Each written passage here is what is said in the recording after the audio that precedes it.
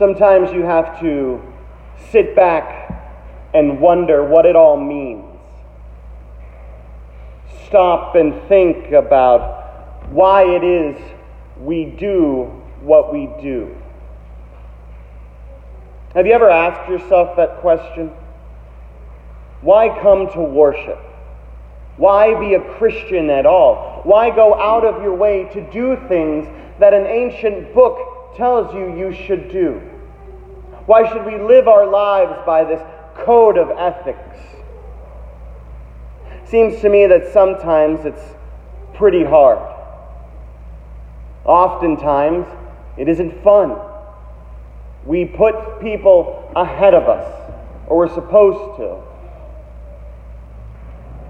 We become people who serve others, all the while asking ourselves the simple question, when will someone serve us? We act counter to our very nature, human nature, which wants us to look out for ourselves first. We act counter to that in every day. We do things, we say things, we act differently. We go against our own nature. These actions that we do seem foreign to us. Who among us does not like sleeping in? And yet we awoke this morning and did what? We drove here to sit in God's house. Our bodies screaming at us, no, stay in bed. Or at least get another cup of coffee. Turn on the TV. Relax. Go grab a donut. But no, each and every one of us came here this morning because in the pit of our very souls, we felt a need crying out to go against what our own bodies were telling us, and to do something different. Christianity, in a sense, is a struggle of us versus ourselves, our very nature. It seems that we are at odds with who we are. We are at odds with what we want to be and how we actually are in the world. Christianity, when you follow the path of Jesus Christ, starts taking you down a crazy road. I don't want to call it a dark and crazy road, because this road is full of light and grace and redemption. But the road that we travel on as we follow Christ is one where we have to deny one simple and inalienable thing in the world. It's not about us. We're not the most important people in the story. One of my favorite sayings that I learned at church camp growing up was, I'm third. It's a remarkably simple thing to say. It's an even harder thing for us to put into motion. The theory goes that the hierarchy of who is more important than you can be summed up with saying that I'm third. Number one spot, of course, being occupied by God. God, who reigns over all, who loves all, obviously requires top billing. Nobody would get mad at you for saying that God is number one in your life. Second place, every other single living person on the planet. Finally, and third, you. Or me, rather, if you're saying it about yourself. So when you say I'm third, it's not some sort of self-deprecating humor. It's a way to remind yourself to stay humble and to put other people before you, which again goes counter to us. It goes counter to our culture, because our culture demands that we be the best. Our culture demands that we end the race in first place. If you ain't first, you're last. If you're not winning, you're a loser. So we look out for number one. We do everything we can to take care of ourselves. And yet, time and time again, when confronted with the awesome power of God-inspired Scripture, we read that we're not the most important person. We look around at the world, and what do we see? A hurting and broken world. And one of the things that hurts the world, one of the things that breaks the world, is this greed that becomes inherent in all peoples. Greed telling us that we need more and more and more. Greed telling us that we should buy these things, we should do these things to make ourselves happy, to fill this hole inside of us. If I just buy this, maybe I'll be happy. If I just take this trip, maybe I'll be happy. And you obtain those things, and what happens? It doesn't make you happy, because the only thing that can fill that gaping void in your life is the love of God. At some point, we're going to have to start taking God seriously. At some point, we're going to have to start taking God at God's own word. And when we do that, this is when the rubber meets the road. This is when we do, as the book of James describes, this is when we decide if we are hearers of the word or doers of the word. The book of James is this wonderful letter, absolutely adorable. It's so outwardly focused. The whole point of James can be summed up in a simple phrase: faith without works is dead. That is quite literally in chapter 2 of this book, that exact line, that your faith without any sort of works is dead. Because you can hear all of these things. You can say all of these things. But if you are not living your life as God has called you to live, partaking in the mission of reconciliation, of grace, and of healing in this world, if we are not doing those very exact things, your faith is dead. Our reading picks up with an exhortation to help. James is desperate to get the reader to understand that we have to do something, and I think that that's something we can all agree on, that we have to do something, especially when you look at this world, when you look at what's going on in this world, and you see the hurt that is being caused in this world. When you see people treated as less than people because of their poverty. We're all very blessed. But we know what it means to be without some things, right? Many of Americans today do what? They live paycheck to paycheck. Some have 2 or 3 jobs simply trying to make ends meet. Because again, we are told that we have to chase the almighty dollar. And if we don't, we will be denied simple goods and services because we cannot afford to pay for it.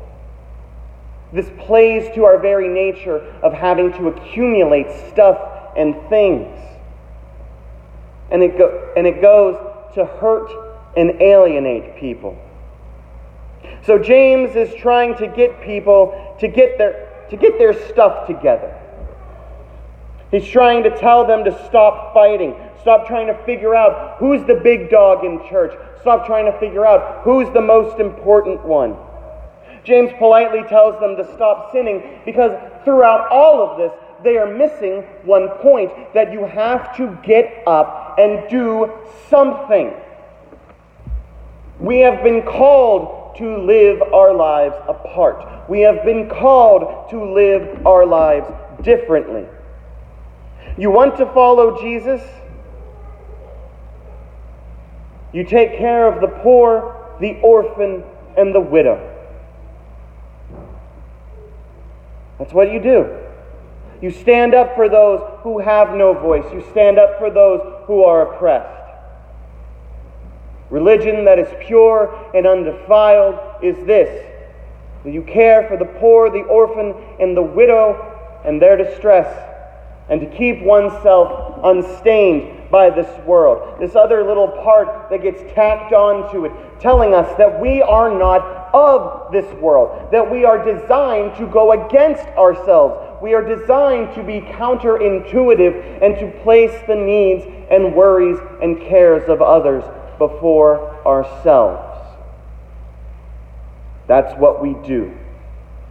It is ingrained in us to seek out communities for support and nature, which is one of the reasons why corporate worship is so important. We gather together to answer the question. One of the reasons we gather together is not just so we can hear a rip-roaring good sermon, not just so we can be filled for the week, but so that we can support one another. Because humanity desperately needs to support itself. And God has put in us this desire to seek out community. And if God has put this desire in us, why then do we not seek to support those who cannot support themselves?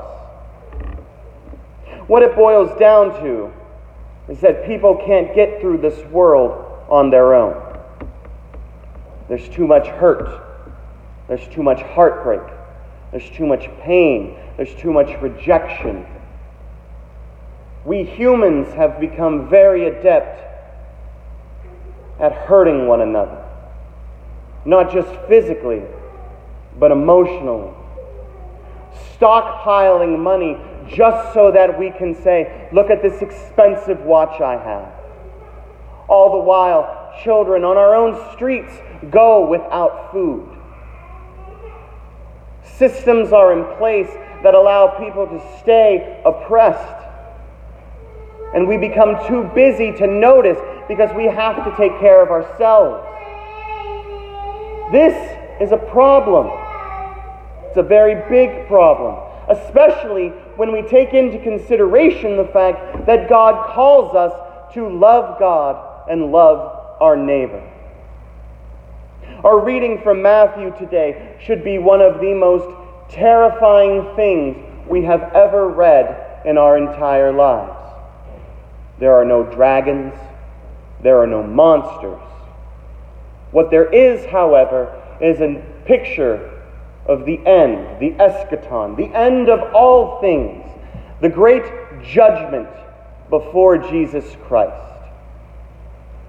And in this judgment, we have this picture of Jesus gathering up all of the peoples and separating them. As a farmer will separate sheep from goats, Jesus will gather all of his peoples and separate them. To those on the right, traditionally thought of as a seat of power, they will hear the phrase, "Well done, good and faithful servant." And in our reading from Matthew, there is a laundry list of things that these people have done. I was hungry, and you gave me food. I was thirsty, and you gave me something to drink. I was a stranger, and you welcomed me. I was naked, and you gave me clothing. I was sick, and you took care of me. I was in prison, and you visited me. This is what the righteous have done to receive their reward. And yet upon hearing these things, the saints are befuddled. They don't understand. They don't get it. When, they ask, when did we do these things for you?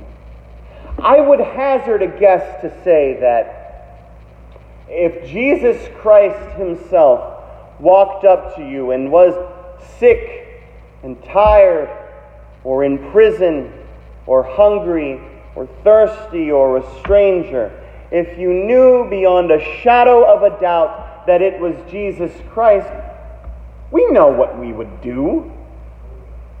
Of course we do. We would welcome them in with open arms. We would say, "Come, Jesus, have a drink. Come, Jesus, eat. Come, Jesus, have this." Because we know it's Jesus. And we know we're supposed to serve Jesus.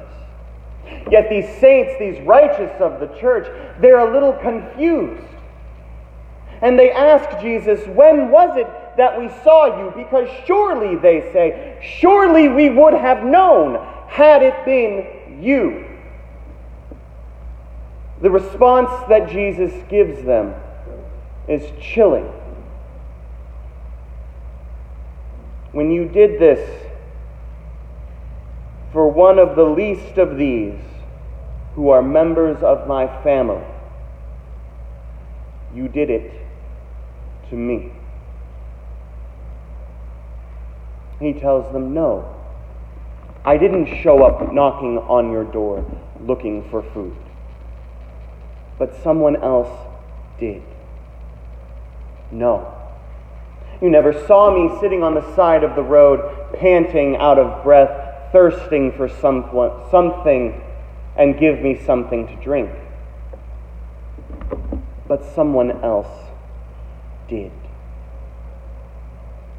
When you do this to the least of these, you do this unto me." This, beloved, is why we do what we do.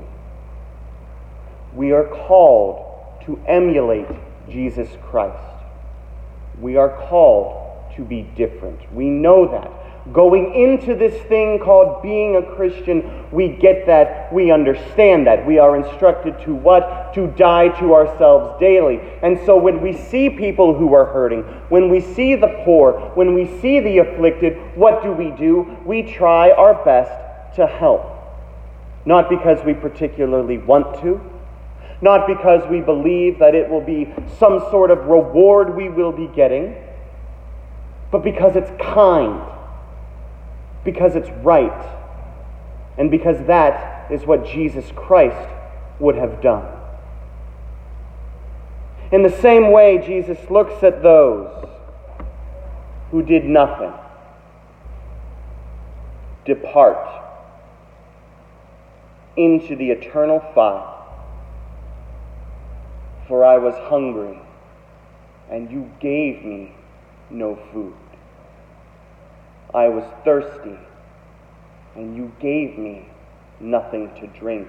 I was a stranger, and you did not welcome me. I was sick and in prison, and you did not visit me." Likewise, they too are confused. "Surely we would have done these things, Lord. Surely had we seen you, we would have done these things. How dare you say we did not serve you? We absolutely would have, had we known it was you." And Jesus reiterates the lesson of the story. "When you did not do these things to the least of these, you did not do them for me." We care because God cares. We care about the poor because God does. We care about the orphan and the widow because God does. And we do our best to help alleviate in any way that we can because God does.